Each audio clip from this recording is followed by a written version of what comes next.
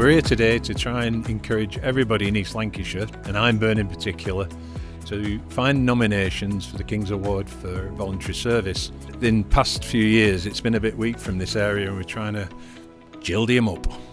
I'm delighted to have been asked to come here today as the King's representative to talk to such a big group of interested people who are interested in being nominated for a King's Award for Voluntary Service or an individual award for their own efforts.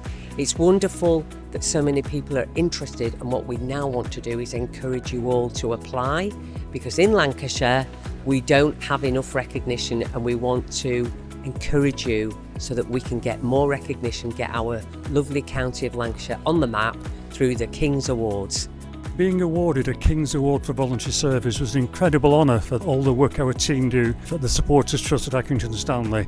It was lovely to be recognised.